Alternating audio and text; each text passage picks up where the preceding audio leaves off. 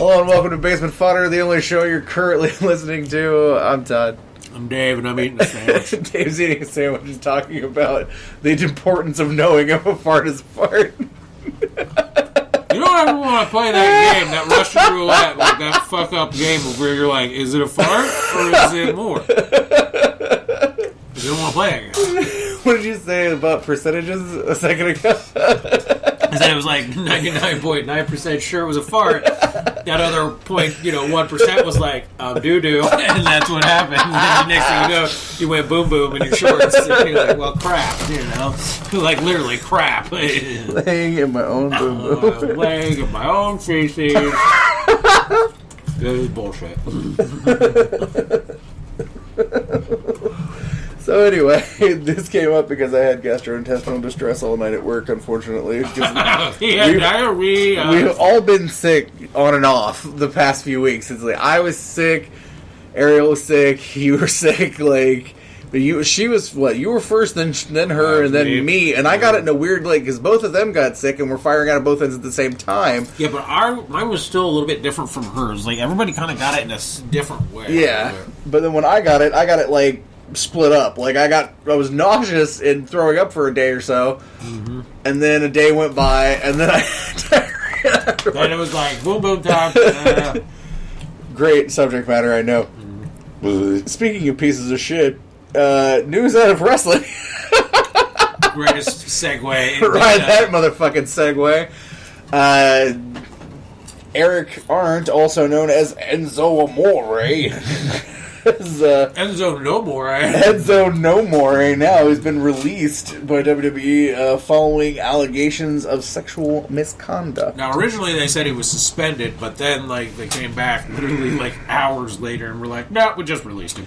TMZ posted an interview with a girl named Philomena Sheehan. Yeah, that's as close AKA Gucci Witch or something like that on Twitter, who posted about a incident that happened, supposedly happened, allegedly, after a concert in Phoenix in October, where it is reported that he actually was at the time. Yep. There's a police report and a hospital visit afterwards from her. I'm not sure why she waited till now to come forward about it. I don't know if it was spurred because of everything that's going on right now. I think they basically might have said she had to wait so long because of the investigation. It's possible, but then he's also released a statement saying he's cooperating fully with everything, so I don't know. Yeah. But she basically said that I have to, I know you don't want to laugh at stories like this at all, but there's always going to be a funny moment in something, and that falls on us to kind of do that as, it's just like watching The Daily Show or something like that, as a, I don't know, let's just say it, as comedians, in some respect is what we are. Amateur comedians? Yeah, amateur comedians, amateur news, reporters, whatever you want to call us, press. You have to try to find, the funny in where you can find it, and that's kind of how, dark, I have a dark sense of humor anyway, but, not that it's necessarily funny, just the line that she quoted from him was, and this is a direct quote from her, I have 1 million followers on Instagram. You should be begging for this dick. I mean, it's like one of those. It's God, that's fucked up. But can't you actually just hear that coming out of his mouth? Yeah. I hate to condemn this fucker before anything's proven or anything like that. But it just kind of sounds like something he would say, or could say, yeah. We'll go that far. It sounds like something he could say. If it isn't true, she did a good job of approximating his. Shtick, I guess. Yeah. Yeah, of course, it's extremely serious. Certified D. Yeah, I mean, I don't know. Do you think oh God, no, I can't do that. That's mean. What? Do I think he did it? Do you think he did it? I don't. Okay, so I don't know.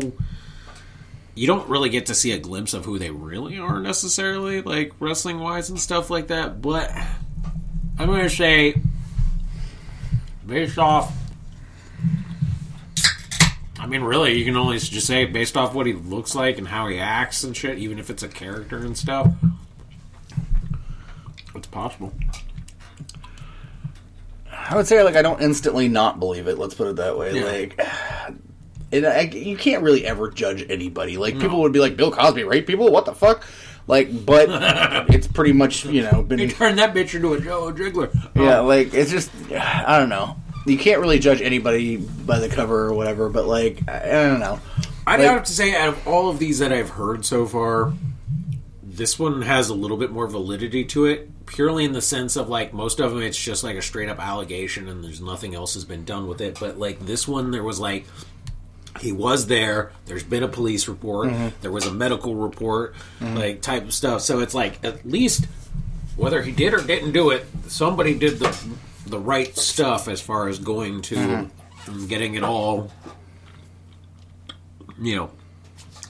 looked at, checked out, information, all that shit. So I don't know, like, it's hard to watch it. Watching the interview is weird because she's telling the story about it, and, like, I don't know if she's, like, kind of in shock about it or something, but she seems very, like, casual when she tells the story, like, or numb about it. Yeah, neutral. And I'm like, God, is that, like, the effect that it's had on you? Like, is it numbed you in some way, or, like, I don't know. Maybe it's just she's nervous about being on camera or something. I've seen people that are like.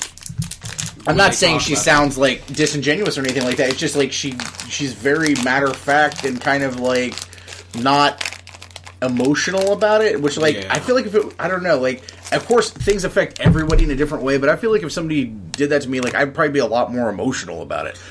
It also depends on, because it happened a while ago, like, maybe, like, to some extent she's worked through this, but like, it's not something you ever truly completely work through either. But no, I feel like if this happened, if this actually happened, like, he deserves to be punished for it, absolutely.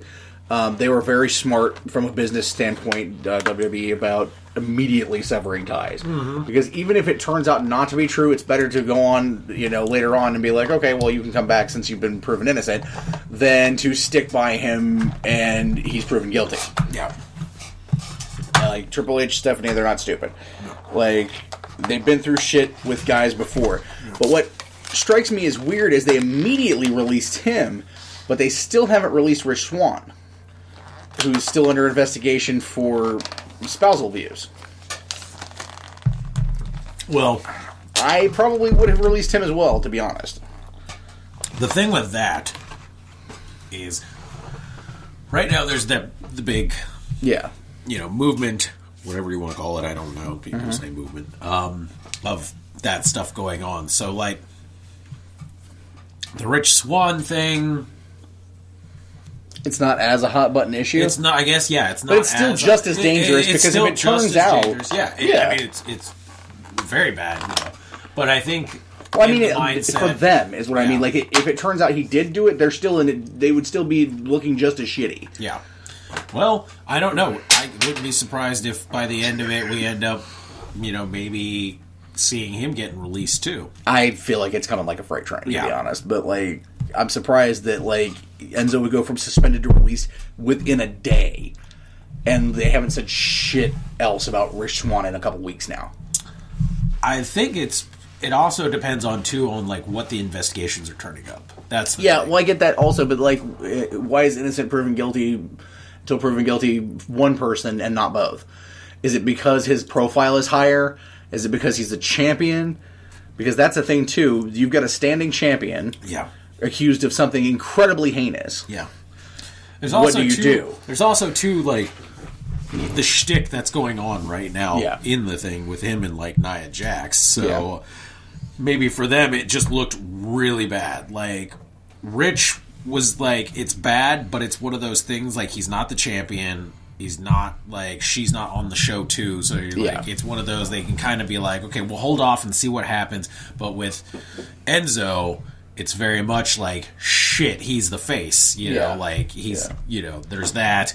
And right now we're doing this, like, weird kind of, like, awkward relationship thing with Nia. Yeah. And if he gets, is an accused rapist and shit like that, it's going to be one of those, like, wow, okay, that looks really bad. And then also, like, ultimately, because of status and everything, like, Rich Swann is a page 3 story, Enzo is a page 1 story. Yeah. Like, realistically. Yeah. And you have to, it's a CYA. You have to cover your ass. Yeah. And I mean, and they were smart about it, too, because they didn't mention it at all.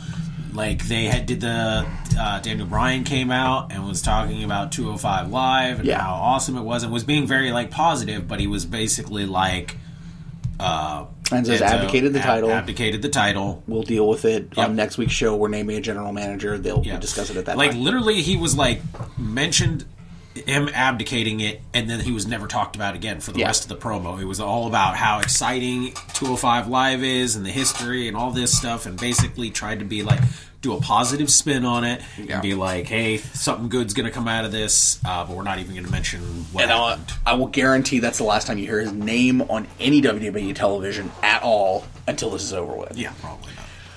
And if it turns out to be true ever again, like... They don't talk about anybody that gets taken out for those sort of reasons. Like, they don't mention Benoit existed at this point. Like, it's a thing. Yeah, Benoit, like, with him, it's hard because he's so ingrained in a lot of that footage, a lot of that stuff, so it's like they can't go back and necessarily cherry pick him out of a bunch of stuff. Well, they do and they don't. Like, what they do is, like, they don't take him out of matches and shows and stuff like that, but they, like, if they release DVDs, he's not included in the match lineups anymore. Yep. Like, when the WrestleMania 20 DVD, it was a triple threat match, but it's just shown as a singles match. Yeah. On the back of the package. And, like, with the Four Horsemen retrospective they did not long after it happened, he was completely just not mentioned at all. Like, that period of the Horsemen just... Which is rough because... Yeah. It's one of the best. But if you go back and watch Nitros and shit, he's on there. And if you go back and watch Old Raw, he's on there. Yeah. Like, so it's just a question of what you can mention and what you can't mention. Yeah. Like you can't completely erase him. Like, it's just not going to happen. But I just personally, like, if this is true, dude, go fuck yourself. Like, why? I don't understand. Like, this is a weird sort of take on this, but my mind works in weird ways. Like, I don't understand famous people sometimes. Like, I know that being famous fucks with you. It does. It's proven. Psychologically, it fucks with you. No. It's not like, by no means am I saying it causes you to rape people. But what I'm saying is, like, it causes you to not think the right way. People can't get that weird sense of entitlement and shit like that. But, like, to me... You would have, like, I would feel like if I was in that position, I'd be hyper vigilant not to do anything that could possibly be fucking construed as bad. Yeah. Because that's my way of thinking. Like, if just in the low level of shit notoriety that we have, we don't fucking do anything like that. Like, there's still plenty of shit that I know, like, one day, if we ever get any bigger than this, that someone's going to listen to an old show and talking about, me talking about fucking someone in an ass or whatever, and it's going to be on TMZ. Like, that's just, there's some shit that we said that could be construed as fucked up or misogynistic or racist or any of that shit. Okay, I don't care. Don't say this shit. Like, if you're famous, hey, don't fuck anyone you're not absolutely sure wants to fuck you. Yeah. And even then, be really careful. I swear to God, if I were famous, I think I would have a lawyer, like, draw up fucking paperwork anytime I was gonna fuck. Like a pre-fuck. Like, okay, so you acknowledge that you were consensually, like, going for where this man is headed, and you are completely okay with this. Sign here, and here. It's a non-disclosure agreement that, that you don't tell anybody about my small penis. Like, fuck any of this shit. Like, I don't know. Like, what do you do to cover your ass when you're, like, in this position? Because basically being a celebrity leaves you completely open to anyone saying anything about you at any point, and people will think it's true. Not all people, but people will think it's true. Is there a rumor out there that is circulated about a celebrity that someone hasn't believed? That Richard Gere fucking gerbil ass thing has been out there for 30 years. And people still believe that happened. When I'm pretty positive it didn't. Like, yeah. I mean, that's kind of the risk you take. I guess it is, but it's just like, where does this shit end? Like, these people, yes, they put themselves in a public light, but I don't think that translates to every fucking thing you ever do ever as public. Like, you know what I mean? This is the problem with the shit like TMZ and the celebrity culture and shit like that, is that everything they do is, like, comment for public fucking... Like, I had some Brussels sprouts for dinner. And and then later on there's a story on TMZ that you're pissing a weird color. Like, the problem with that, too, is, like, a lot of that stuff is, like, generated from, like, reality TV stuff, all those fucking gossipy shows and shit like that. Like, the mindset got to the point where it was like, we need to know what you're doing, like, all the time. And, like, because back in the day, you could be famous and still have a fucking life. Now, it's like... Yeah, I'll read these stories. I'll be sitting there at work, like, surfing and shit, not doing my job. Yeah. But, like, doing it's okay. Yep. So, like, I'll be surfing and I'll be looking at these stories, like, we ran into... Kylie Jenner was in CVS buying, like, a chocolate bar. Is she pregnant? And they're fucking, like, run up her, hey, are you pregnant? Are you pregnant? Have you had some tea recently? Like, fucking... First of all, who gives a fuck? Like, I don't understand why people care about some of this shit. These people, like... What? Explain to me, other than, like, being, fucked in night vision by a crappy rapper, Kim Kardashian was actually famous for. Yeah. Like, what? And her sisters are, like, even less, what the fuck are you famous for? Like, why do people care about this shit? Yeah. Why do you care if Kylie Jenner is pregnant? What the fuck do you care? She's not your friend. You don't know her. Like, I think that's a weird thing about this celebrity culture and the social media and shit is, like, the way that they connect with people. People get to this weird point where it's like this forced intimacy. Like, because you put your life on display in some respect, I now believe I'm part of it. Yeah. And I need to know everything you do. Hey, did you wipe your ass 7 times when you shit or 6? Like, it fucking is apparently crucially important that E! News has to have a fucking story about it. Yeah. Like, there has to be some privacy for these people. Like, I'm not saying here, like, crying for celebrities, like, oh God, give them peace. Yeah. But, like, seriously, though, they're still humans. They deserve, some level of fucking back the fuck off. Yeah. And when they do say back the fuck off, then everybody gets butthurt and offended. And that irritates me. Like, that's a human being. You have the right to say fuck off and leave me alone. Yeah. Like, we're all entitled to a level of, privacy. Yeah, as a human being. Unless you're Mark Zuckerberg, because he apparently says none of us. No, he apparently disagrees with us vehemently. With all of that.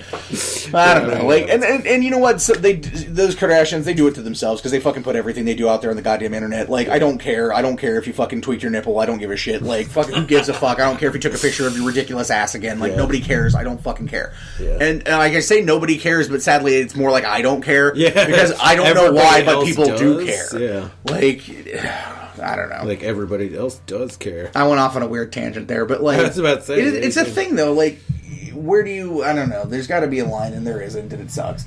Yeah. But, hey, it gives us a job to some extent, so... we get to talk about it. Yes. Thanks, fucked up celebrity culture. Yeah. But I'll get the most depressing shit out of the way first. Like, This is a story that's been going on for the last, 2 weeks now, and it just really captured my imagination. And, everybody at my job has been talking about it constantly and stuff, too. And it's about this couple and their, 13 children.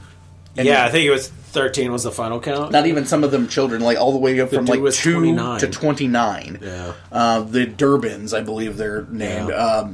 One of the girls who was 17 or something like that escaped from this house in California.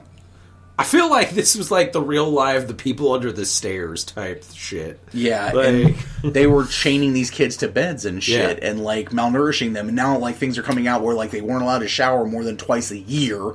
And they weren't allowed to wash their hands above their wrists because if they kept their hands in the water that long, they were playing. And they were not allowed to play. Yeah. And, not allowed to have toys or not allowed to, function with other people in general. Their neighbors. Yeah, their neighbors said. Yeah, their neighbors said they didn't even know there was that many in there. They were And because of this, some of these, poor kids are mentally underdeveloped and shit. And the cops that were talking, they said they asked one of the children, is there any medication or pills or anything like that in the house? And they didn't even know what the fuck that was. Yeah. What's medication? Yeah. What are pills? What is anything? These, they literally don't understand the world. They've been that fucking sheltered. And then these crazy fucks are dressing them in matching clothes once a year and taking them to Disney World and pretending they're the fucking family of the year and talking about wanting a reality show. And they wanted more kids. You want they described the conditions in this house, and it's horrific. Yeah. They also a story came out about a house that the house they moved out of previously to the one they moved into now, and they posted pictures that the new owners had taken when they got in there, and there was, like, vents in the closet, in the bureaus and shit, where, like, they were basically using them as pins for their children. Oh, wow. There were dead animal carcasses, cats and dogs and shit, like, all in the house. There was piss and shit, like, human piss and shit, all in the carpets. Like, all this ridiculous, horrific things. And these are the conditions that they're describing in the house now, too. Yeah. That they were shackled to the fucking beds. That, let's see, when found, they had never been to a doctor in over 4 years and had never been to a dentist in their lives. Yeah. Like, no medical, dental care, any of that, from 2 to 29. Let's see, all the victims, except for the toddler, were severely malnourished, adding that the eldest victim, a 29-year-old woman, weighed 82 pounds when rescued. Ugh. Another child, a 12-year-old, was the weight of an average 7-year-old. Can you fucking imagine the level of depravity? And what pisses me off to no end, and oh god, I'm shaking the fucking dice because here comes God. These people claim to be very religious. Yeah. And like super church folk, and like that God wanted them to have all these children. Yeah. It's funny how you listen to me, you gray-haired, bowl-cut having motherfucker. You don't know God. Whether you believe God exists or not, God would want you to have children. It's always a voice in their head. You fucking sack of goddamn monkey shit. You look like Peter Tork ate a fucking Frankenberry monster or something. Look at you. They talk about off like on one tangent. Let's calm it down. I'm a very angry man when it comes to this case because like anything to do with children really fucking pisses me off. But they show the pictures of these people in court and shit. And they're fucking disturbing looking people. Like if you saw these people out in public, you'd be like, yeah, one of them, if not both of them, is a serial killer. This dude seriously has like this weird bowl cut mullet thing that I can't quite describe. He's got a skullet. He kind of looks seriously like Cousin Oliver from the Brady Bunch or something, like grown up into a creepy 50-year-old man. Yeah. And his wife has like what I could only describe as crazed ferret eyes. Those the eyes in those pictures, man, will haunt your nightmares because this bitch looks like she's like looking into your soul. There's also a video of them getting their fucking vows renewed because they've been doing this every 3 years or something and dressing up their kids in their fucking matching outfits and shit and taking them to Vegas so they can get their vows renewed and pretend to be a happy family and shit. And you can tell these poor children are horrifically underfed. And there's this fucking Elvis impersonator like prancing around and shit, renewing their vows, and they're all staring lovingly at each other like, oh my god, I'm so glad I found someone as crazy as I am. Yeah. Like, what the fucking fuck, man? This is like something we would see on Criminal Minds. These poor kids are never going to be normal. No. They're never going to be a normal existence for them. I mean, maybe the very youngest ones might have a chance. The ones that didn't experience most of it. But like that imagine that 29-year-old woman who's 82 fucking pounds. Yeah, is going to be There's also allegations that he may have inappropriately touched some of the younger ones. I mean, Jesus probably told him it was okay. So, yeah, David Turpin is the guy's name, and Louise Turpin is the wife. Yeah. They've been charged with 12 counts of torture, 12 counts of false imprisonment, 7 counts of abuse of a dependent adult, and 6 counts of child abuse. David Turpin was also charged with 1 count of a lewd act on a child under the age of 14 by force. That is a really weird, specific charge. Yeah, like... They have pleaded not guilty. Of course. I would love to see who's going to be the lawyer that actually will try and David defend him. Mocker is David Turpin's lawyer. His statement to ABC News was, what we would like the public to know is that our clients are presumed to be innocent. It's a very important presumption. We're going to provide a vigorous defense. Right. I don't even know how you could. From all information that has been released, this is just horrific. I don't know. You ever wonder what it's going to be like sometimes to be the defense attorney and then you get this? Because sometimes you're like the people you're like, okay, I can defend these people. They did some shit. And then you get these, and then you're like, I don't know what the fuck you want from me. I'm not a miracle worker, and these motherfuckers are guilty. You sit up well, I guess they said they didn't do it. So maybe. I only believe them because she was giving me the ferret eyes the whole time. Yeah, they fear-mongered him into believing they put them on $9 million bail, first of all, apiece. Yeah. That's not happening. Nope. That's just the weirdest shit. They would... buy food and put it on the counter, and they would eat it, but they would not let the kids eat it, but they would make them look at it. What the fuck is wrong with people? Like, you just hate kids that bad that you like just wanted to do angry things? Like, we all have joked about like doing fucked up shit, but like they're just like, nope, we're really gonna do it. People wonder sometimes why people are like, oh, you should probably have a license to have children. Oh, like, I think you should have to take a psych eval to like have children. Like, I'm sorry, they make you fucking take a test and pass an exam to go in the military or or drive a car or fucking have a license to be anything or whatever, but to produce a child. That's something that's very important, a creature that you need to raise and properly attend to. Yep. No, you don't have to be anybody. You can be some crackhead. That's fine. Crazy as fuck, doesn't fucking matter. Yep, that's cool. I mean, white trash crackheads can just have 19 of those motherfuckers. It's disgusting. It really is. And I feel like my heart breaks for these poor kids that have had to go through this shit. Like, it literally... And I give kudos to the little one that escaped and fucking narked them out. Squirrely, yeah. Like, good for you. She was just the one. Apparently, she's not all there either mentally. Like, she's very underdeveloped. They're all very underdeveloped. But apparently, she was just like, hands enough. It was like some of them didn't even know what a fucking police officer was. Well, yeah. Like, what the fuck? Because you thought if they would have taught them what they were. One of them, obviously, would have been like, maybe I should go tell these people what you're doing to me. They seem like a guy I should call. Yeah, like, hey, my crazy ferret-eyed mother and creepy dad are doing this shit to me. There's a special place in hell for you motherfuckers. Like, I have to believe hell exists because people like you need to be punished. Yeah. Like, prison's not enough. Yeah. But I tell you what, if this fucker goes to prison, he ain't gonna last. They're gonna shackle his ass to a bed and just do the most fucked up shit ever. Yeah, they're gonna tease him with meat, but they're certainly going to make him eat it. Yeah, they won't be able to put him in general pop. No, you couldn't possibly put it. Like, with child molesters and abusers and shit, you can't put them in general population. They get killed. Yeah.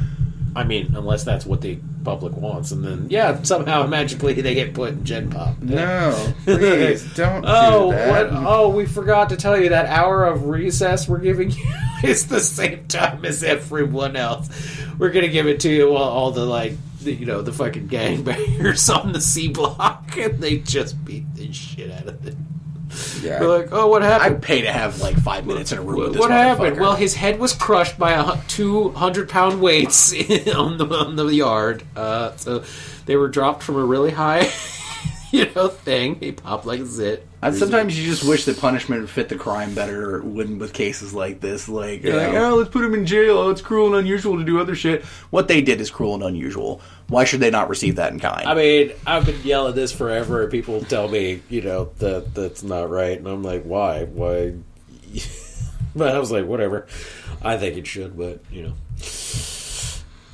it's horribly depressing shit. It really is. Horribly. Let's talk about shit that's not horribly depressing. We were talking about wrestling in general. Let's talk about the Royal Rumble. Well, first we got to talk about Raw 25. All right. Well, the Royal Rumble is coming up on Sunday, and I'm super jazzed about that. I won't actually get to watch it till Monday morning, but I am super jazzed about it. But leading up to the Rumble was 25th anniversary, which was interesting. I haven't watched it. I've only just read the results and stuff, and it sounded like it was ambitious, but didn't quite perform. I would say for what it should have been, it was kind of lackluster, really. Yeah.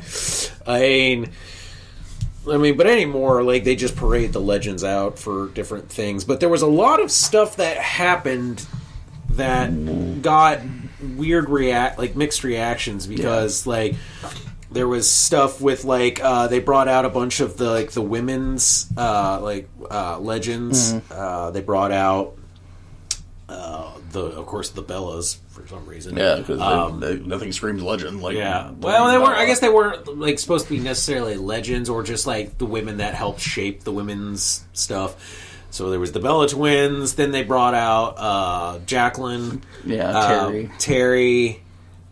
Kelly, Michelle McCool, Tori, Trish. Man, Tori looked amazing. Tori literally looked like she was in the best shape of all of them. Yeah, she came in. And she's not even recognizable in the face because she looks way healthier. But there was a lot of because apparently Lita was there. But Lita was not invited to I don't know if she was not invited to the whole thing or if she was just not invited to be up on the stage with them, which, honestly, the fact that you didn't have Lita, but you brought out Michelle McCool and Kelly Kelly and the Bella twins over Lita is fucking Lita, ridiculous. Molly Holly, like, there's some there are Ivory. There's a lot of people that they could have brought in for this that were part of Raw's success. Yeah. Kelly Kelly is not someone who springs to mind when I think of someone that is, a classic Raw person. Yeah. First of all, she spent most of her time with WWE in ECW. Mm-hmm. So, like, I don't know. There's a lot of people that should have been there and weren't, and, like, some glaring exceptions in some respect, because, like, if you're talking about, like, I know they don't have a great relationship with Sunny right now, but hell, they brought her back before, for fuck's sake, and she is a part of Raw's history. I mean, Sable was Brock Lesnar's wife, for Christ's sake. You think they couldn't have trotted her ass out there? I don't think she wants to. Yeah, probably. She, as far as I can have understood, is basically like this to the WWE. Well, I get that. Fuck them. One that was interesting, too, that his wife basically went on Instagram, I think it was, and started messaging about it, was the fact that Randy Orton wasn't on there. And I know people are like, oh, he's a SmackDown person, but there was actually a pretty good chunk of the SmackDown roster was on Raw. So the fact that Randy wasn't on there, people were very quite... Even his wife was kind of like, what the fuck? Like, why is my husband not on Raw, considering he helped, do so much for Raw, And, I mean, that's true. It is kind of one of those, like... was that one of those things where it was just scheduling because he had to do SmackDown the next night, which seems weird considering all the other SmackDown stars that were there. They were afraid he was going to throw a chin lock on it and put everybody to sleep. Like. I don't know. He was going to RKO somebody. Oh, God. Probably would have made it better. What else was there? I don't know. There was a lot of, like, shticks and stuff, and they did it from two different places. They did it from... the big arena, and then they did it from Manhattan Center. The Manhattan Center. And Undertaker was there, threw out a very ambiguous promo that was like nebulous. Yeah, it was cool to see him again. Yeah. He was in the new gear, so that was interesting. He looked better. Yeah. But you can see his age in his face now. It's really getting prevalent. He's like 50-something. Yeah, it's getting prevalent. He had turkey neck so bad last time at WrestleMania, it was ridiculous. Yeah. He didn't take the hood down at all. Like, he kept that up and stuff. And, like, it was just one of those weird, like, okay. Yeah. I don't know what was coming of this. Like, it was cool to see him, and it was cool to, watch him do a promo, but you just don't know what was supposed to come of it. I think one of the coolest things that everybody agreed was awesome was definitely what happened with Finn Balor and the Balor Club and the DX reunion. Yeah, this is something that I think actually is very significant. Man, the Undertaker looks weird. Mm-hmm. He looks okay, but I feel like this gear was probably the easiest thing he could have put on. I guess Yeah, it was he didn't take it off, he didn't open it up. It was just one of those, he could get in a ring, he could do a promo, and then he could get out, and it wasn't anything going to be complicated. There was no, crazy theatrics. It was just the intro bells, and then he came out. No dark lights, no nothing. He just fucking flat out did a promo, and then boom.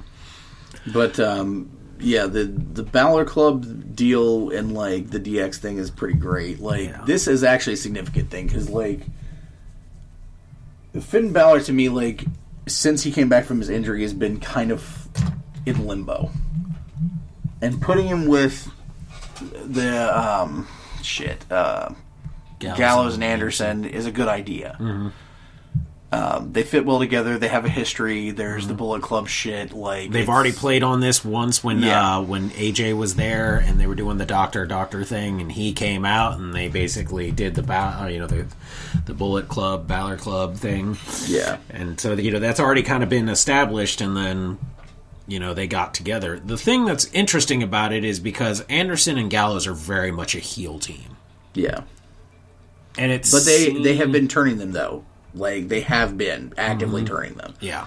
because they've stuck them with Balor and they've acted very much like baby faces as of late. Mm-hmm. Or at least an Austin style baby face where it's like... Hey, apparently Googling Raw 25 gets you a lot of porn.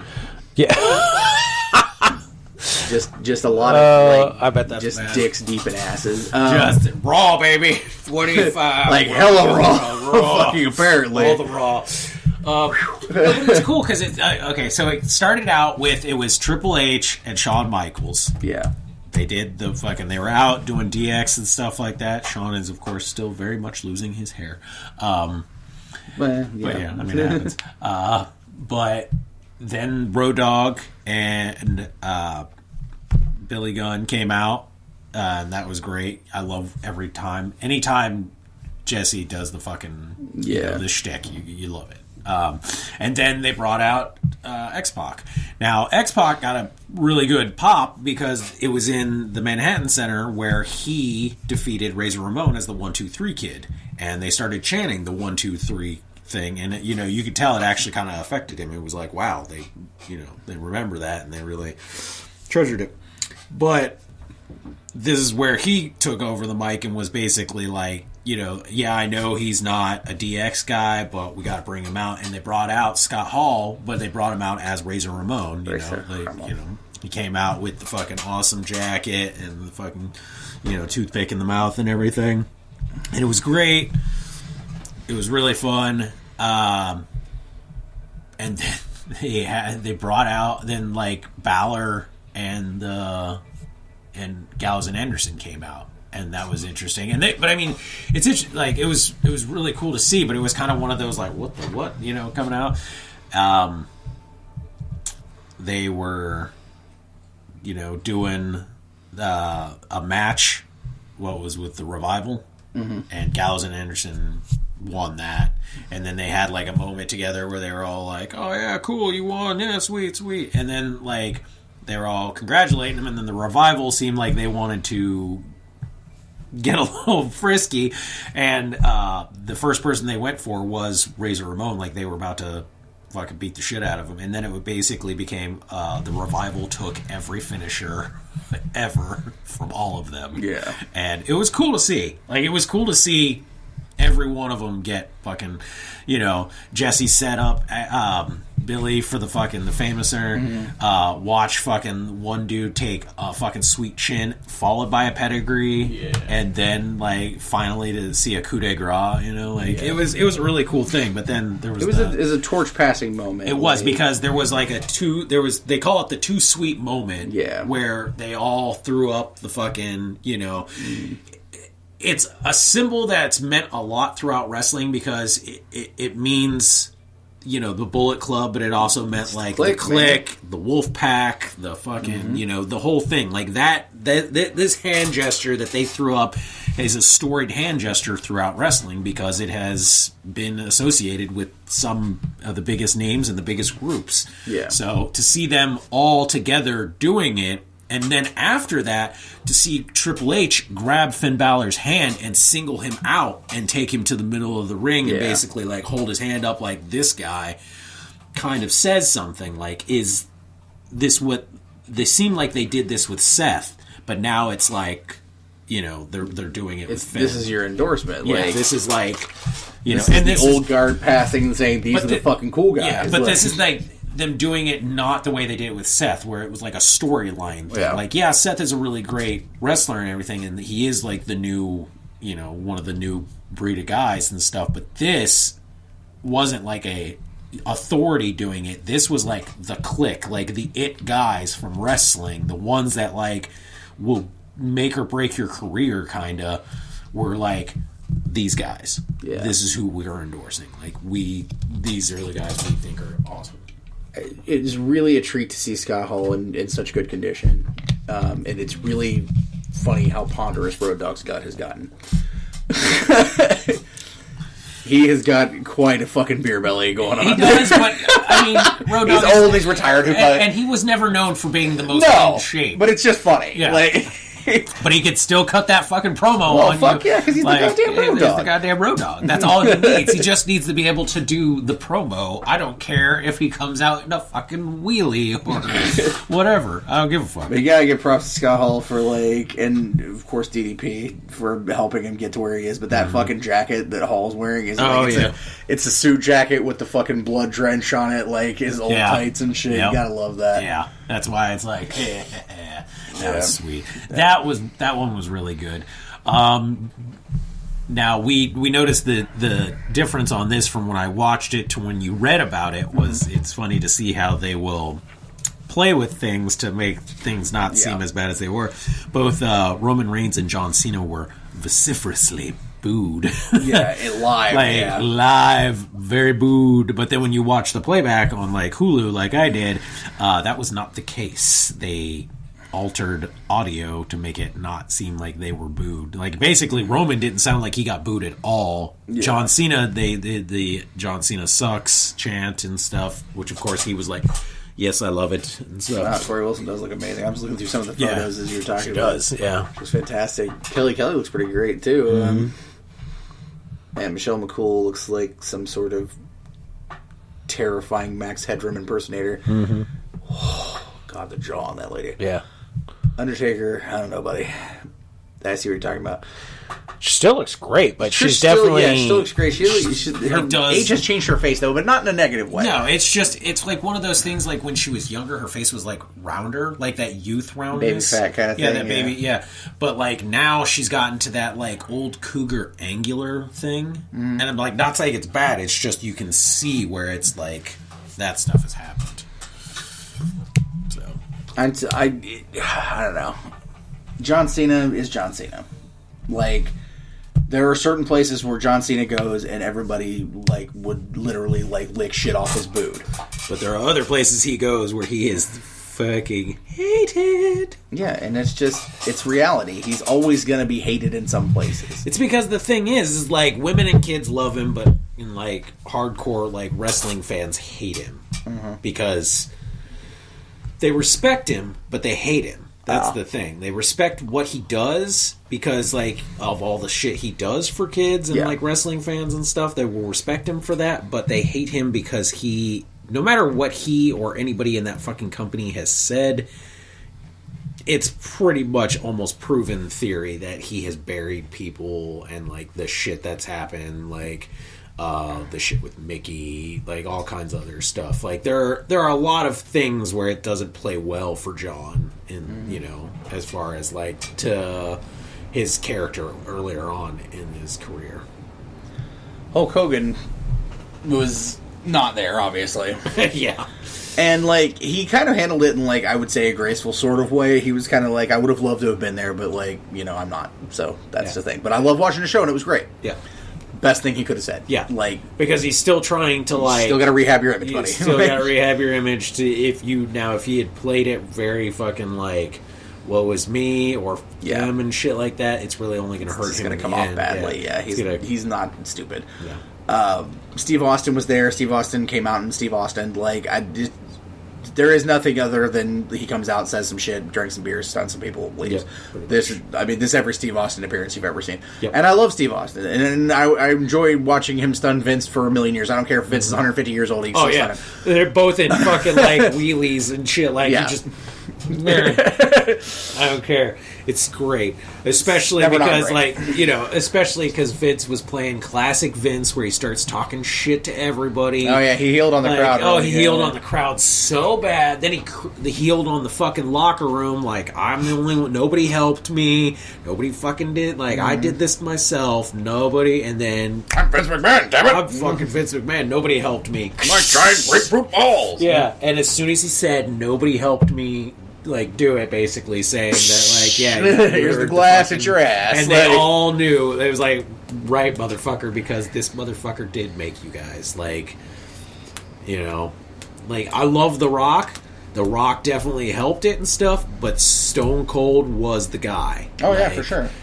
And you can trace it back to one promo exactly, and it was that King of the Ring fucking promo where he basically just fucking went off. Yeah. And ever since then, that was the Attitude Era. It's a beautiful promo if you go back. I don't want to go over like a slight tangent, but like it's a beautiful promo if you go back and look at it because it's so like at that time he was coming up and like he was starting to get a little bit of a following, but he wasn't the one who was intended to win the Rumble. The King of the Ring that year. It was supposed to be Triple H, but then the fucking curtain call happened. Yeah. With Hall and Nash when they left for WCW, and Triple H got knocked down the card and was into having hog slot matches with one of the fucking Godwins. So they have that whole tournament long story of Jake Roberts. This was when Jake Roberts came back and was clean, and it was like his redemption story. He was Bible thumping and shit, like talking about John 3:16 and shit constantly, and like all this like promo after promo talking about God and God saved him and all this shit.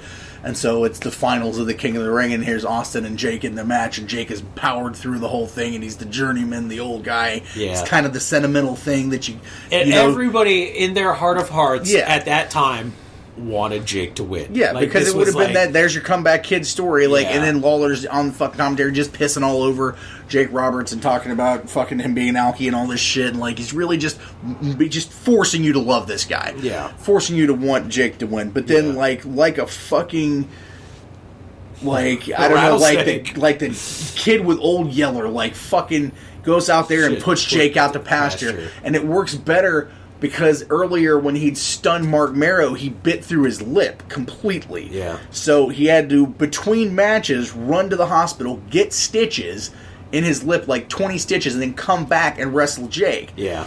So after that match is over, you know, he gives Jake the stunner, fucking 1, 2, 3, comes up there, and like it's still the old King of the Ring. So they got the fucking seat up there, and they got the crown and the cape, and Michael fucking P.S. Hayes, who's calling himself Doc Hendricks at the time, goes up there and fucking has the scepter and shit and fucking. And I mean that fucking bright ass light. I mean it was. And Austin's like piss on that shit, and you can tell like he's still full of fucking rage and shit because he's hurting. Yeah. And like fucking, he didn't want to have to actually go out there and be in the ring with that guy. Really, it's like nothing. Is nothing against Jake, but it's like, fuck, this guy's old. What the fuck's he doing in the finals of this tournament? Kind of a thing. Like it was kind of one of those things. Like it had been anybody but Jake at that time. And then like he's fucking, you know, they try to put the cape on him. He's like, fuck that shit.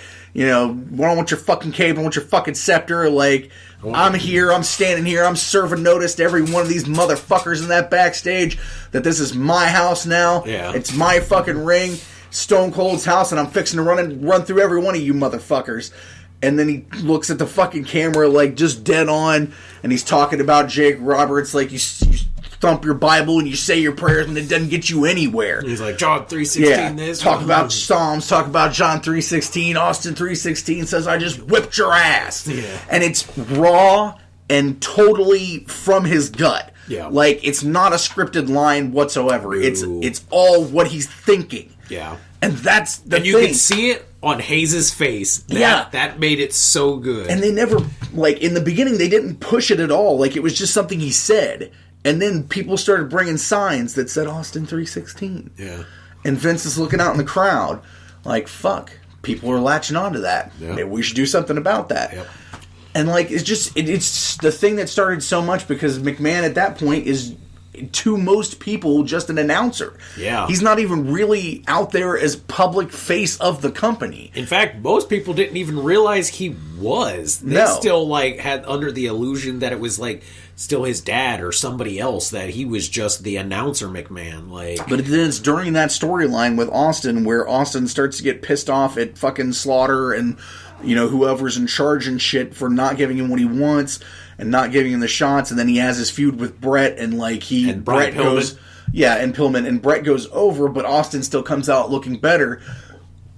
And then like at some point in there, like, yes, Vince gets outed as being the boss because Austin talks about it in a promo and shit when in the first time he stuns Vince, like, and this is before a heel Mr. McMahon ever happened or whatever. Yeah. Then 97 hits in Survivor Series with Brett. Yeah. And then the night after on Raw, when Vince cuts the promo that Brett screwed Brett, Mr. McMahon is born. And then you've got the perfect heel and the perfect baby face. Because then you have all those time. You have all those motherfuckers that literally are just like salivating for a stunner. For like you want to see McMahon take a finisher. Yeah, because this guy just told you that your hero, he didn't fuck your hero fucked himself. Yeah. Bret Hart is the hero of millions of children. Yeah.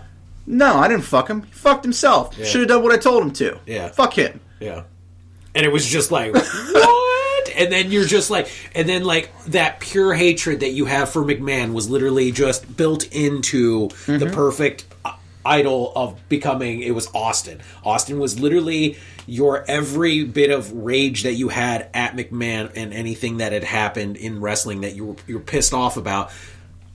Austin was the guy that was like, fuck you, smash, and shit. So it was a great like thing to see again. And it's become a wrestling every show. Yeah, it's become a wrestling every show. I really like to talk about that, like, honestly, because that is just like such a beautiful, graceful like storyline progression that works so well. And to talk about a guy who got himself over. Yeah. Like, Austin is your fucking quintessential guy who got himself over. They wanted to call this motherfucker Chili McFreeze. Like, you don't... They gave him the worst gimmick in the world. They made him the fucking ringmaster, a guy who... You imagine that there was a point where they didn't understand that Steve Austin could talk? Yeah. And made him a silent fucking ring technician with like Ted DiBiase as a fucking I remember when he had the blondes. Manager. Remember in WCW? He was part of a fucking high-flying Hollywood blonde tag team where they talked all the time. Yeah. Like, how do you not know this motherfucker can talk? Hell, half the reason he got the job is the promos he cut in ECW, for fuck's sake. Yeah. But anyway. Yeah. So, Raw 25, it was what it was. But it's leading up to the Rumble. The Rumble, which is very exciting. I'm talking about the Rumble. The Rumble looks like a great match. It's definitely going to be history-making. Yeah. First Women's Rumble, which is fucking amazing. Yeah. It sucks that it's taken this long to do it, but I'm glad that they're doing it. Yeah. Though, I wonder if they'll let Shayna Baszler in there, because I'm pretty sure she's a guy. Yeah. I'm pretty sure she's actually Baron Corbin in a skirt. Or his younger brother, Baron Corbin's younger brother. Baron Corbin's younger brother, Taron Corbin. It's not Shayna, it's Shane. Shane Corbin. That's what I'm just going to start calling. I'm sure she's a lovely lady. Yeah, I'm sure she is. Yeah. The thing, though, that's interesting, you talked about this, you brought this up because you had read an article where when they announced that there was going to be a women's Rumble, that Stephanie had told all the women, fuck character, react how you're going to react. Like, you guys worked your fucking asses off to get this. I want you to react as the person, not the character. And apparently there was a lot of people that were not happy about that because, of course, the old fucking, you broke kayfabe and shit like that. And first of all, it's 2018. There is no kayfabe anymore. I mean, yeah. Like, kayfabe is only really held on now by some of the most, like, traditionalist wrestling fans and performers. And you know what? Fuck you guys. They deserved it, dude. Like, they're about to do something we never thought would ever happen. Yeah. Like, a fucking women's Royal Rumble. Not a battle royal. Not like a little, 8 or 12 man battle royal, but a full, exactly how the men do it, Royal Rumble. Yeah. Like, that's insane. Are you going to sit there and tell me that they don't deserve to react to this? They don't deserve to be legitimately happy, but have to hide behind character? Fuck that. No, let them earn, enjoy this thing that they've earned. Fuck you. Get over it. Suck it the fuck up, dude. It ain't 1965 I love here. Stephanie's reaction. She was basically like, go fuck yourself. Yeah, fuck yourself. I'm Stephanie. Yeah, Stephanie. I'm a McMahon. You can suck a fuck. You fucking suck it. I don't care. So I'm excited for it. I'm excited because it's the Rumble. You're gonna see some crazy shit. You're going to see some people come back that you were, surprised you didn't think you'd see. And now we get to do it in both a men's division and a women's division. Yeah. I'm excited to see who's going to show up in the women's, actually. I'm excited to see who's going to be showing up in the men's, but I'm really more excited for the women's. Oh, yeah. It looks excellent. It's going to be crazy. I don't know. Have we gone over on wrestling a little hard? Nah, I mean, hey, what it is what it is. Yeah, it is what it is.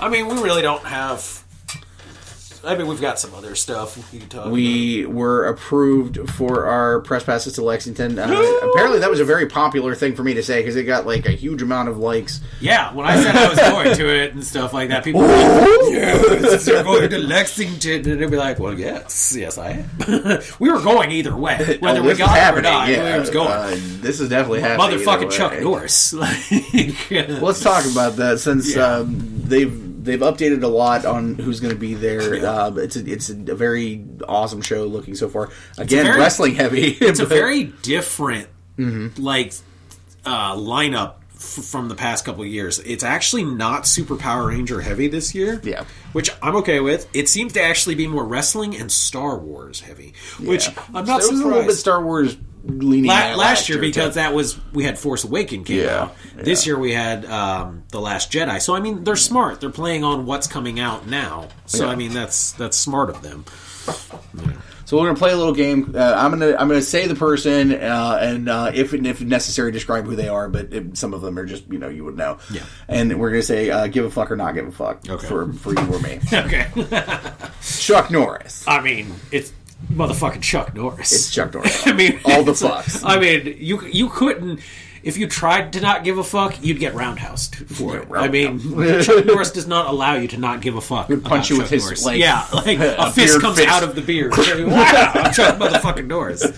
So I mean, yeah, that's just awesome. Ian McDiarmid, the Emperor from Star Wars. Yeah, I passed. I turned a corner on Star Wars a couple of years ago. I don't really care. So for me, that's not really a huge thing. For all the Star Wars people, that's cool. It's a huge one for Star Wars people, yeah for sure. That's great. But for me, no fucks. You got Palpatine, cool. Yeah. Maybe you can tell him why he was such bad at it. John Barrowman, also known as Malcolm Merlin, Captain Jack Harkness. I love Barrowman. So, I mean, whether or not I actually get to go meet him and have, a signature, I don't know. We'll see prices and money-wise. But, fuck yeah, for me, that's awesome. He's awesome. I saw him last year, how he was at the cons, and I've watched videos with him at cons. This motherfucker loves this shit. He's very into it. And I love people that are, super into it when they're at the cons. That was great. So that was good. Yeah, fucks for sure on mine. Yep. Pauly Shore. No fucks. No fucks. I'm sorry. The Weasel. Whys. I don't like. No fucks. Why? For me, it's I'm sorry, Pauly. What the fuck? Who on the team was like, man, we should get Pauly Shore? Who's ever said, hey, we should get Pauly Shore? I literally am going to sit there with my phone both days that I'm there, and I'm going to take pictures of the line. For Pauly Shore. Oh, God. Just for my own, own gratification. Virgil level line, like the wrestling superstar Virgil. I'm wondering. I'm wanting to see if this is either going to be. It's either going to be something or it's not. He's either going to have a lot of people that want to come talk to him and see him, or this motherfucker's going to be whistling Dixie at a fucking empty space. I mean, hey man, who doesn't like fucking In the Army now, or I love that movie. Actually. Biodome or Jury Duty or something like that. I mean, if there's nobody at the table, I'd stroll up and talk to the motherfucker. Yeah. But, I'm not going to see him. Yeah, I'm not waiting in line to see Pauly Shore. Yeah. If he's free, I'll be like, hey, what's up, So, Pauly? moderately no fucks. Yeah. Borders no fucks. Lou Diamond Phillips. Okay. I would want to shake this dude's hand. I'm a fan. For me, it's not a... This is a limbo. This is a medium because it's I don't not give a fuck, but it's also one of those things where there are other people there that are higher on the list. Yeah, no, totally. But Lou Diamond Phillips, fuck yeah. I love Lou Diamond Phillips. We'd be like, La Bamba, motherfucker. Moderate level of fucks. Yeah. Medium fucks. The Nature Boy, Ric Flair. I know you give a fuck. I do. I'm very, very poised to have a geeky girl moment. I'm. This is a mid for me because one, it's awesome, but if I was going to meet Flair, this would not be the Flair I would want to meet. I get that. I would go back in time and want to meet. I'm willing to meet any Ric Flair. I want to meet WCW in his prime. That Ric Flair. But it's in a way for me, it's it would be like meeting Hogan would be it would be me being okay, I just want you to know you meant a lot to me. Like, yeah, see, I would openly pass on meeting Hogan. Well, I get that you're not a Hogan. Yeah, I'm fan, not a Hogan fan, but I grew up as a Hogan fan. Yeah, I was not a Hogan fan ever. Even since he came out, Yeah. I was never a Hogan fan. Like, he was cool. I understood him as like thing, but honestly, I liked Macho way more. Yeah. Macho was a way more versatile wrestler to me. So you know. Yeah, I get it. All right. So yeah, huge fucks for me and Yeah. moderate fucks for you. Yeah. Billy D. Williams. No fucks. Yeah, I mean, like, I respect the guy, but Yeah. I don't care about Star Wars. Yeah, again, it's one of those, like, maybe if I was younger and when I was still really into Star Wars, but now, no. Sorry, don't care. Loved You and Brian song. Yeah. Amy Jo Johnson. Super fucks. Yes. Like, okay, so this is what I've been waiting for. This, for me, is I finally get to finish the Grail. With her signature, my morpher of all the original and even replacement Mighty Morphin Rangers will be complete. I will have, I get that. And for me, this is amazing because, like, I was like every boy who started fucking watching Power Rangers from the very first episode. Kimberly was my boyhood crush. Like, it went into the fucking Susie Q movie that she was in, where it had Jimmy from fucking Lois and Clark. Yeah. So, you know, I loved her. So for me, this is a huge. I think this is like this for you is like Flair is for me. Like, Yeah. and it's the same thing. Like, I'm Yeah. like, I wouldn't like not meet her or something, but like, it's not anything that means anything to me. No, yeah. I've met my two favorite Rangers, like, Yeah. you know, Billy and fucking Austin. Like, those were the two that I gave a shit Yeah. about. And I got close enough to speak to JDF. Like, I don't really... He's the next one, by the way. Yeah. I don't really care about that. I've seen him already, and he's See, not now, a great okay, so person. the JDF one is interesting because it's like, I love the character of Tommy.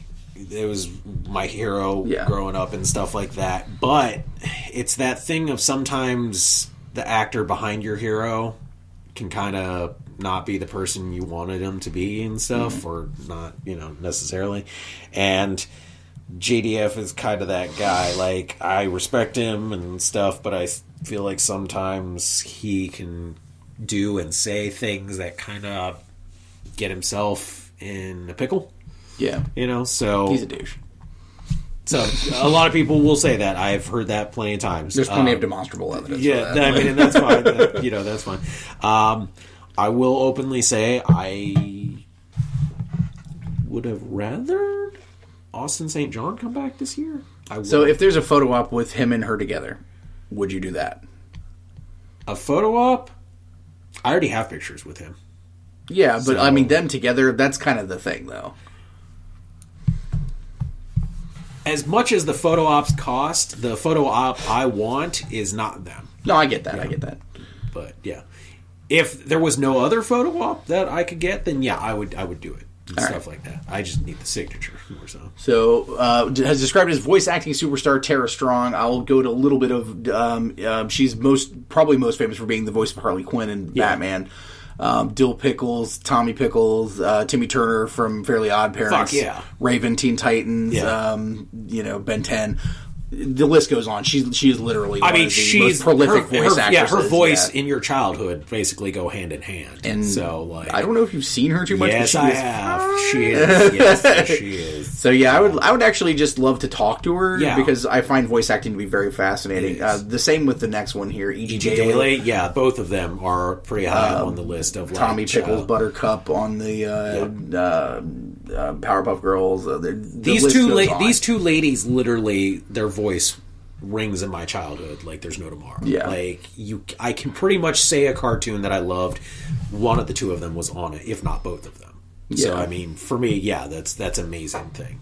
The next one is also a voice actor, Catherine Cavadini. She's known for being Blossom in the Powerpuff Girls, Xena in Space Ghost. She's the Fievel's sister in the American Tale, Clash and Gem. Yeah. Carol Ferris in The Dark Knight Returns. Yeah, she is very also well known in the childhood stuff too. So, I mean, I put her in that same grouping of women that are like, yeah, you guys shaped my childhood with your voices.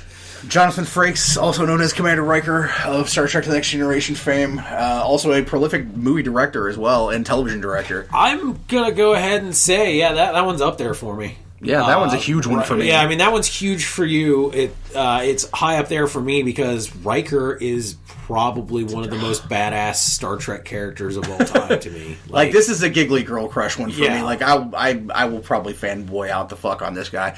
Because not only do I love the character, but I also, like, highly respect him as a performer and a director and a writer. And he also hosted one of my favorite wacky shows on TV, Beyond Belief, Fact or Fiction. Yes! Which I fucking love. That was And, so like, good. he's directed some great stuff. He does narration for History Channel stuff. Yep. Like, he's a fucking renaissance man. Plus, gargoyles, man. Like, this is Xanatos. Xanatos. Yeah, like, Xanatos. fucking... Jonathan Frakes is a pimp. Like, I don't care. Yeah. Plus, I've seen a lot of his convention stuff, and he's great at cons. Yeah. Like, super friendly and really, like, into hanging out and talking and, like, doing interviews and shit. I would love to talk to this guy. Yeah. And just, like, me and standing next to Jonathan Frakes, that's a fucking thing for me. Like... That would, honestly, that would be a photo op. I would do go that for. picture. Yeah, I would do that picture so hard. WWE superstar Trish Stratus. I don't know. Like, I would be interested in seeing her in person. Okay, so I know who else is on this list, and I'm going to say out of the two of them, she is not the one I want to meet. Okay. She's cool. I respect her. I have a lot of credit for her because she turned herself from being one of those blanket bunny characters into a, like, amazing wrestler. Huge respect. I respect her the utmost for that. Yeah. And she has phenomenal skills and stuff. But out of the two of them, the other one is the one I want to meet. Speaking of the other one, Amy Lita Dumas. Yes, I will boot fucking kick kids out of my way to meet fucking Lita. That woman will still go down as my wrestling dream woman forever.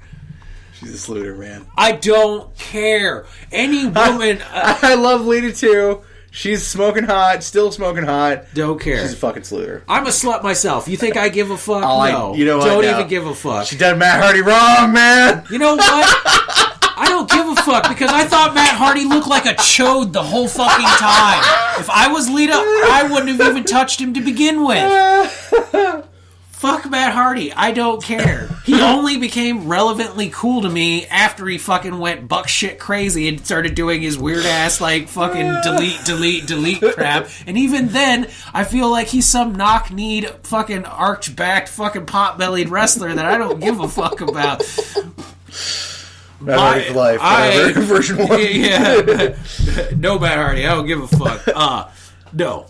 Lita and Edge. That was great. That was some of the best stuff ever. Not to mention, the only woman I know, oh my god, that broke her fucking neck twice. Doing the same damn move. Doing the same damn move. And finished fucking matches both times. Like, fuck. She's a sleuter, a talented sleuter, but a sleuter no way. I don't care. So's Mickey James. Mickey James is actually a bigger sleuter. Don't give a fuck. Because she got paid for it. So, who cares? I don't care. I feel like that makes her less of a sleuter. It's professional. Did you watch those videos? There was nothing professional about what was going on. Very there. beefy about it. Yeah, there was... anyway, let's just move on past that. So, fucks on your part, moderate fucks on my part. Yeah. Booker T, the five-time WCW champion. I mean, that's a huge one. I love Booker T. I would love to meet Booker. I'd just like to shake his hand. Yeah, I mean, I'd love... Well, if I could just get like that instead of handshake, I would take... I just want him to tell me that I did not just say that. Yeah. Tell me you did not just say that. What's up, King Booker? Booker. I mean, I would say if I could get a spinner Rooney, but like that's not going to happen. You know he's going to do it at one point. At one point in time, he's going to do it. I'll be like, dude, can I do a spinner Rooney with you? Well, this is a wrestling heavy show, so definitely both high fucks on both ends there. Rey Mysterio. I have a lot of respect for Rey. He's never really meant a lot to me as far as like a hero or anything like that, but I have a lot of respect for him, and I'm sure he'd be a great guy to shake his hand. I think that's the thing is like I would actually, I don't know. The thing is, I would want to talk to him, but from more of a, like, I would love to interview him standpoint, because there's a specific time and period of... Actually, there's two specifically that I would love to talk to him about. One would be what did the fuck did WCW have to do to get you to take your fucking mask off?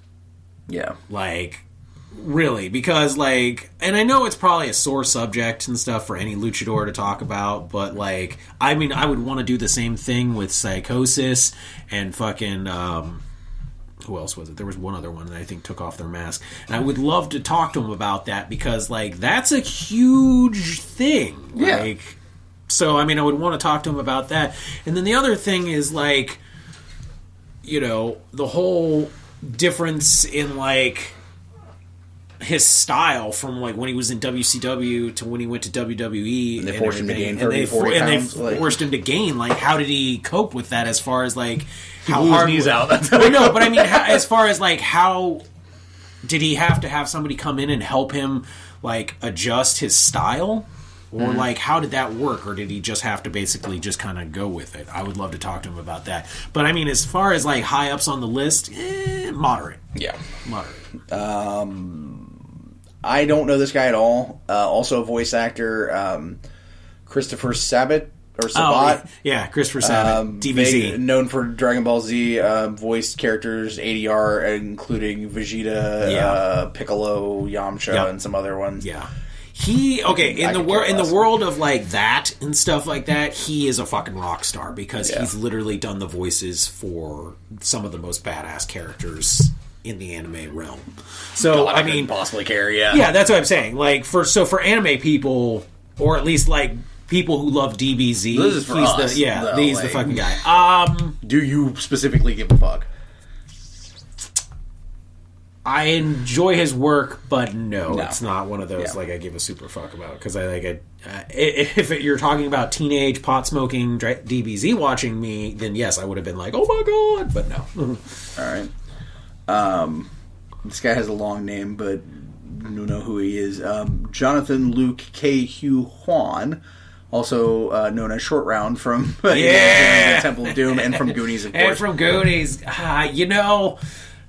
It's up there on the list, actually, for me, because, like, not necessarily like, will I pay to go, but, I mean, excitement, because this kid, you know, was in two of, like, my beloved movies. Cool to see Short Round stuff. I love Temple of Doom, and I love Goonies. Like, those were my, you know, some of my favorite movies. So, yeah, I'm excited that he's gonna be there. Will I go beat him? No. Probably not. Actress Shannon Elizabeth, most known for American Pie and 13 No Ghosts. fucks whatsoever. Oh, really? God, I've had a crush on her forever. My dick gives no fucks about her. Oh, I love Shannon Elizabeth. I don't. Mine gives lots of fucks. I don't. I actually like her a lot in, there's a horror movie she did a few years ago that I really love. Yeah, I've always been a fan of her. I actually like her quite a bit. I don't care. I think she's a better actress than she gets credit for, too. Oh, she is. I just don't care. Like, I really don't give a fuck about American Pie, but I love 13 Ghosts. Yeah, 13 Ghosts was awesome, but I cared fucks less about her being in it.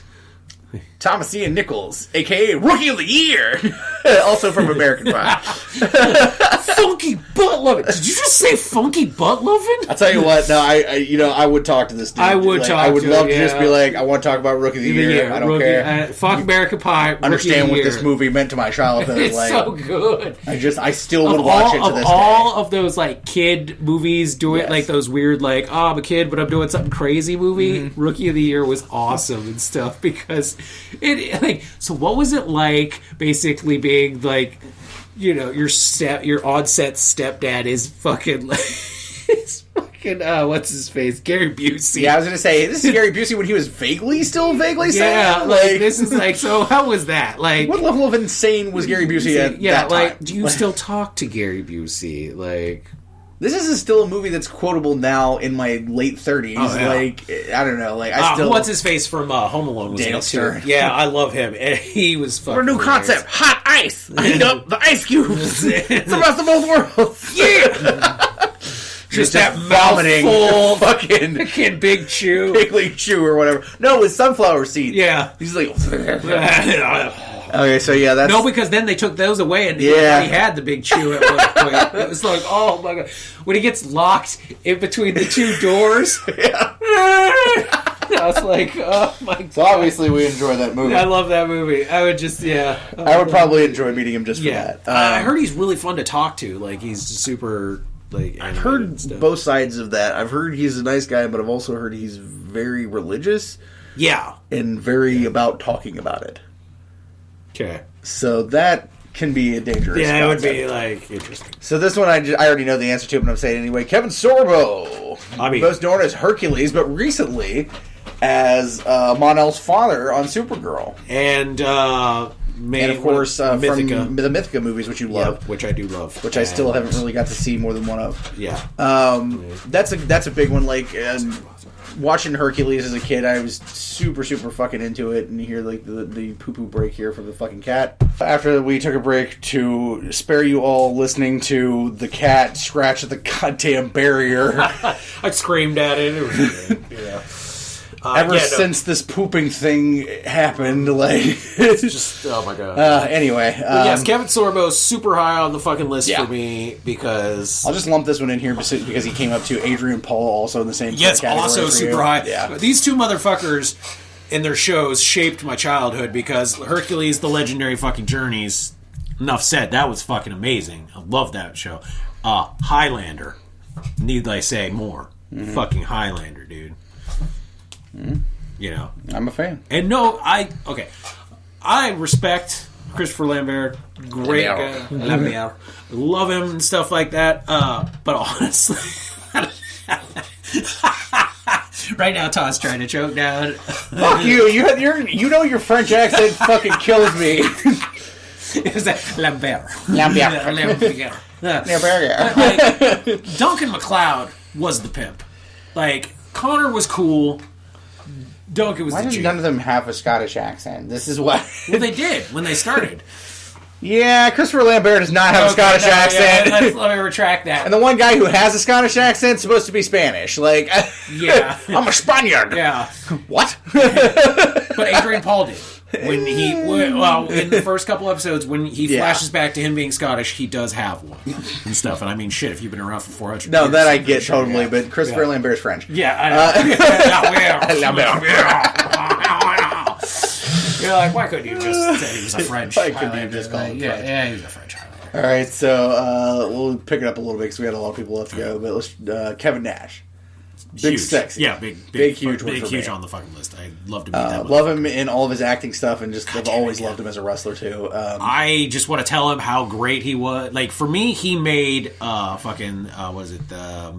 Sandler one? The Longest Yard. Yeah, The Longest Yard. So like, great. Magic Mike. He's apparently really good in that. I haven't seen it, but no, he made that movie for me because his sense of comedic shit is amazing. Love him.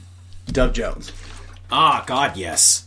Who, if you don't know him, he's probably the most prolific suit actor of all time. But Abe Sapien, Silver Surfer, Saru on the new Star Trek. The fucking he's done so much Labyrinth creature. The Angel of Death in Hellboy. The Legion creature. Yeah.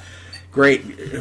For all purposes, I've seen a great guy. He was at Packrat a few years ago, Crackhead on Criminal Minds. He's a great actor and a great suit performer. Yeah, great character actor, too. Yeah, big fan. Yeah. Definitely would love to meet him. Love to talk to him about prosthetic works. This is sort of apropos to something I did this week, which even though we're going over, I really don't care. Judith Hoag, who is April in the original Ninja Turtles. Yeah. I'll talk about why that makes sense to something that happened earlier. But another weird thing I remember her from is the Halloween Town movies. Yes, I do. But yeah. She was awesome. I loved her. I would love to see her, actually. Mm-hmm. Like, I'm a fan. Yeah. I think she was the better April of the ones that they did in the movies. I think she was the better April, but I think the one in the second one was... Paige Turco? Yeah, she's pretty. She's very pretty. Okay, I am not familiar with this guy, but again, it would be a Dragon Ball thing. He's the voice of Trunks. Mm-hmm. Eric Vale. Yeah. Not familiar with him. Yeah, no. No, don't care. I mean, no. I mean, I love that character, but no. really care. Colleen Klinkenbeard, another voice actor known for starring as Rachel Moore in the long-running detective series Case Closed, then served as blah, blah, blah for Full Metal Alchemist. I don't know her, to be honest. You don't. Matthew Mercer. This is a big one for you. Super high up on the list for me. If you're a fan of Critical Role. Yep. Or Mythica. if you're a fan of Attack on Titan, Mythica. Don't care about Attack on crap.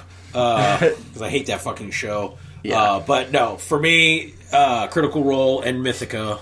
Yeah. Yes. Okay, so the goal is to hopefully, if they're doing it as a pair, it'd be cool to get Kevin Sorbo and Matthew Mercer for like a Mythica photo op. If not, I'm going to try and get a photo op with Matthew Mercer, and I may or may not be cosplaying something. Okay. So, yeah, that'd be sweet. Josh Grell, also a voice actor known mostly for Attack on Titan, apparently. Yeah, I don't care. Don't care. Okay. Voice actor. Yuta Mochizuku.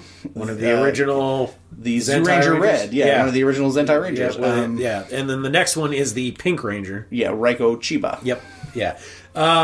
If you're a Power Ranger fan, that's got to be like a huge fucking like. This is because this is again. Last year was the first year I think they were able to get these guys to come over from Japan. Yeah. So this is like a huge thing for people of the Power Rangers universe and stuff. This is where it all originated from. These motherfuckers right here. So yeah, it's a huge thing. I'm not going to go see that. Go get their autograph or anything like that. But it's like awesome has to be like respect. Yeah, you know? respect. Like, I love you. You guys gave me my childhood heroes. Yeah, so, absolutely. I love what you did. Walter Jones, the original Black Ranger from Mighty Morphin Power Rangers. I mean, it's Walter. I love Zach. So, yeah, that'll be cool. I've met him, got an autograph for him, got to talk to him and stuff like that. It was cool already. Seems like a nice fella. Yeah. So, I mean, other than that, I'm not really too worried about it, Battery dying. Sorry, folks, battery dying. Yeah. So not too worried about that, but excited. That did not help. Excited that he's that there. outlet is not working. Yeah, because the fuse is blown. Remember, Right. I told you that. Yes, you did. It's like that. Sorry, guys. Yeah. Next one, Karen Ashley. Again, already have her autograph, but she's great. Like, all the Power Rangers that are going to be there, Power Rangers, I'm excited for because they're all super awesome to talk to chat with, get their autographs and stuff. But this is, our 5th year? Yes. So I've already met and got all their autographs already. So for me, I'm excited for everyone who hasn't. So it's not huge on my list. You could just flip the fuse and then put the... I don't know how to do that. Okay. All right, guys, we're going to pause for just a second because we're having a little crisis here. All right, crisis averted. Laptop plugged in. I promised we were wrapping this up. I just want to get through the rest of the people. All right, let's do this kind of quicker here. Okay. All right, let's see what we got left. Dave Barkley, Star Wars Puppeteer. Fucks, no fucks. Don't care. No fucks. Paul Brook, Rancor Keeper. Don't care. No fucks. Femi Taylor, Jabba's Dancer. Don't care. No fucks. Tim Rose, Admiral Akbar. Don't care. No fucks. Angus McGinnis. Don't care. No fucks. Dave Ankrum, Wedge Antilles. No, oh god, especially don't care because he's a fucking prick from what I hear. Garrick Hagon, Biggs Darklighter. Don't care. No fucks. Jim Cornette, Mega fucks. Moderate fucks. Yes. Corey Williams, son of Billy D. Williams. No fucks. No fucks. Mike McFarlane, Master Roshi of DBZ. No fucks. No fucks. Tom Kane, voice actor, Clone Wars Yoda. No fucks. No fucks. Brian Herring, BB-8. I don't know how you could be a BB-8, but okay. Definitely I guess no he's fucks. the puppeteer, maybe? Yeah, no fucks. You mean the remote control Yeah, guy? right? Like, Roxy the Rancor. big fucks. Hella fucks. Super fucks. Michael Carter, a.k.a. Bib Fortuna. Weird penis head guy from Star Wars. Yeah, don't care. All right. Gerald Holm, Return of the Jedi, Tessic, and Mon Calamari. Don't care. No fucks. No. Colin Cantwell, Star Wars designer. Don't care. No fucks. Paul Scheer and Jason Narvey. Big fucks. Super fucks. Like the mega fucks. Kat Sutherland. Again, Pink Ranger. Yeah, Seen her already. love her, met her, she's a great lady and stuff like that. Excited that she's back again because I think she's beautiful as shit. Brittany Daniel, a.k.a. Brandy from Joe Dirt. See, that's not the one I remember her from. The one for me is like the always. one of the sisters from the White Chicks. And Yeah, stuff like yeah, that. but always fucking Joe Dirt, though. Yeah. I would want to what's up her, I guess. Yeah, I mean, it'd be cool to chat with her. Cosplayers, I have heard of one of these. I'm just excited. Two of these actually. Mary Stevens cosplayer, don't know her, but I was interested in cosplayers. Kiki one. Riddle, Ricky Lacote. Yeah, also, Ricky, she was on the Heroes of Cosplay show. Yeah. She's cool. She's cool. Monica Lee, don't know her really. Animia, she's great. Yeah.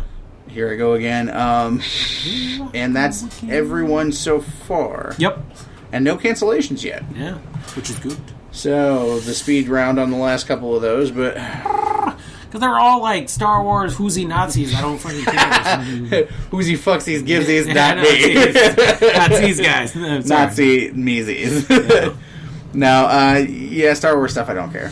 And I never will. And I mean, even, like I said, never de ever. Not like you're Ray Park or anything. Well, anywho. Yeah. So that pretty much sums that up. So, okay. Excited for Lexington. Super fucking jazzed for it. Yep. Ready to go. Real quickly, though, since I mentioned it, I have to tell it quickly. So if you grew up in Columbus and you watch TV late at night, and you're my kind of person or whatever, you remember Fritz the Night Owl. This was Columbus's version of like Zachary or like all those Elvira like, or something. Yeah, all those like PBS kind of like late night horror guys. He was on Channel 10 CBS and he did the late night movie and like he was innovative. He did skits. He did very special. He did all this chroma key shit with like. I mean, this guy really loved what he was doing and like he was an inspiration. He was somebody I remember watching as a kid and being like, I'd love to do that when I grow up. I always say like I never had a burning desire to really do anything, but like I always kind of wanted to do what we do now in some respect, but I just didn't know it because it didn't have a name thing. Yeah, because it was kind of like do something on PBS, like the public broadcasting channel. Like, I love the guy, huge fan. Well, a couple years ago, another big fan of his and him got together and they started doing a kind of a tour thing between the Cinema 35 or Studio 35, I think it's called, which is a couple different theaters. Yeah. There's one that we went to that's like kind of North Endish, campusy sort of, and then there's one in Grandview. Yep. And we went to the one that was the more campusy sort of one. Yep. And they do the Night Owl Theater, and basically he recorded brand new segments and like did more updated effects and stuff, and so like he gets inserted into pieces of the movie, like at commercial, and they do fake commercial breaks and like have classic commercials related to it. Well, Ariel kind of turned me on to the fact that they were doing one for the original Ninja Turtles movie, which you and I both have a huge amount of love for. Yes. And we kind of had been wanting to do kind of a date night thing for a while, so we ended up doing it last Friday. Yep. And I had an absolute blast, except... the only problem. In Studio 35, you have tiny, tiny baby seats that my big fat ass won't fit in. Yeah. And I had to, like, basically, wedge my Antilles your ass. Yeah, I had to wedge Antilles my ass. I had to wedge my hip into the cup holder and, like, sit on the edge of the seat for about 3 hours, and that sucked. Yeah. But...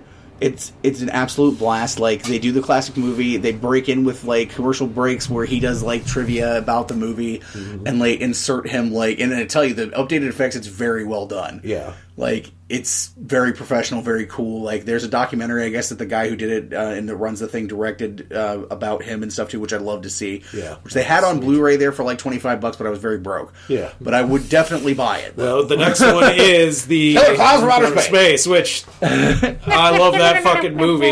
It's just so bad in a best way. But I tell you, like, it brought back so... Like, it was my childhood in 1 3-hour or 4-hour experience. Because, like... The Ninja Turtles movie is like one of the most significant movies from my childhood. They brought in the commercials for the action figures, and they did the blimp one, which is like the one as a kid you were like, I want that fucking blimp. I need that fucking blimp. I would buy that blimp now. I still would. Yeah. But they did the commercials for the blimp and the cereal and all the snacks and the fucking pizza, and like one of the other cool things that happened is. One of the people that came to it was there was 3 people in a group cosplaying. One of them was cosplaying April, one was Casey Jones, and the other was Donnie. And the suit he was wearing was one of the suits from the Teenage Mutant Ninja Turtles Out of Their Shells rock music tour that they did, which I also saw in person as a kid. Yeah. And Donnie, of course, my favorite turtle. We all know this. Yeah. So this was like a huge fucking geek moment for me. And it was the legitimate suit, like the actual one from the tour. He talked to us about like he restored it. The animatronics worked, like the mouth opened and closed and the eyes moved and shit. Like it was fucking legit. And like I got a selfie that I took with it. It's not unmasked, but whatever. We've broken the fourth wall to shatters at this point. Point. I'll probably use it as the picture for this episode. But like, it was just an absolute blast. And the booze drinks were good. Like the prices on popcorn and shit was not bad. Like they actually had a thing where if you paid 50 cents extra, they put like a scoop of M&Ms in your popcorn, which is actually really fucking delicious. Because like buttery, warm, melty sort of like popcorn M&Ms. Yeah, no, I'm just fucking with you. It wasn't actually that way. Dave does not like buttered popcorn. Disclaimer, it wasn't actually that way. I just knew he would gross out on that. It was more just like popcorn with M&Ms in it. Yeah. It was delicious, though. The chocolate and the popcorn combination is a good thing. I definitely want to go back. I actually bought a poster. Like they sold out of the Ninja Turtle posters. So they do custom posters for each one. An artist did like prints for it. And there was a Ninja Turtle one, and I kind of like they sold out of it, but I wasn't that disappointed because the two turtles on the poster are Leo and Mikey, which are my Leo and Mikey, which are my two like least favorite. Yeah, I was gonna say for me, I would have loved the Leo one, but I would have been like, I don't give a fuck about Mikey. Raph. But it, like Raph and Donnie being the ones that give a shit. Like Raph is my favorite is a young kid, and then Donnie's like an older. Yep. But like just watching that movie again in a theater. Like a movie that I saw in the theater as a 10-year-old, you know, and then like being associated with something that was such a big part of my childhood too, with Fritz the Night Owl. Like it was just a fucking amazing experience, and I enjoyed the fuck out of it. And I tell you, if we all end up going to the Killer Clowns one, maybe we'll do like we'll have Ariel come down and do like a guest spot thing, and we can all talk about it and stuff because I'm sure that'll be a lot of fun. But yeah, that was an absolute blast, and I kind of like re-sparked my interest in meeting Judith Hogue, actually. But I did end up buying a poster. But I bought apparently they also did Reanimator, which is one of my favorite movies. Yeah. And there's so I got a Fritz the Night Owl like custom art Reanimator print, and I fucking love it. Hung it right up in the living like bigger than shit. Yeah, it was good. But anyway, that's pretty much going to wrap it up for this week. We talked about a lot of stuff. So, two little things of news. Black Lightning premiere did extremely well. Yeah. Of course, they still didn't fucking say what goddamn Earth it's on. No, fucking and they're not gonna. Yeah, dicks. And then the other piece of news, which is interesting, is that they confirmed that Wally West is going to the Legend show. Yeah. Which I'm kind of excited about because they basically haven't done fucking shit with him on Flash. I don't really care for him that much as a character on Flash, to be honest. I don't know if I would care for him more on Legends. I think they would because the writing for how they write Legends would be better fit for him. Yeah, as far as like having been more of a fun, kookier character. I would hope so. Like he's a very unevenly written character at this point. Yeah, but I don't know. I haven't seen what they've done this season at all, honestly, because we're a season behind on shit because of no cable. So, but anyway, I did hear Goldberg was on one of the recent episodes. He did, and I watched it. Elongated Man. Yeah. Oh, Elongated Man finally got his costume. Like a real I saw costume, that. And it looks good. Goldberg was, and it's interesting, you're going to love the connection. Yeah. You're going to, love his character. That. Yep. So, but yeah, good stuff on that, too. And I can't wait to actually get to watch these seasons, but... But that's going to wrap it up. I think it's chilling time. We'll wrap it up, B. All right, boom, boom, wrap it up. If you like what you heard this week on the Basement Fodder Podcast, you can always find us at our network home of digitalnerdage.com and our website, thebasementofdoom.wordpress.com. You can also hear a cat scratching and poop sand because they don't fucking relent. You asshole! If you want to talk to us on social media, you can find us at Basement Fodder on Twitter and Instagram. And maybe Tumblr, although I kind of only use Tumblr for porn. I use it for porn. Porn and Critical Role. Porn and Critical Role. Yep. Porn and D&D. D&D. Double D&D. Oh, no. Double front, double back. It's not coming back, cat. Jesus. Get out of there. Anyway. Like, I give up. Go to the website, go to iTunes, go wherever podcasts are found and find it, and maybe some other more professional sounding podcasts where there aren't cats in the background scratching for their poop that they can't find because the magic machine fucking took it. He's like, I will regain my poo. I will regain my poo. All right, well, anyway, we had fun this week. We're going to have fun next time, too. So until next time, I'm Todd. I'm Dave. And until next time, the basement door is closed. Fuck later, bitches. Funky butt loving.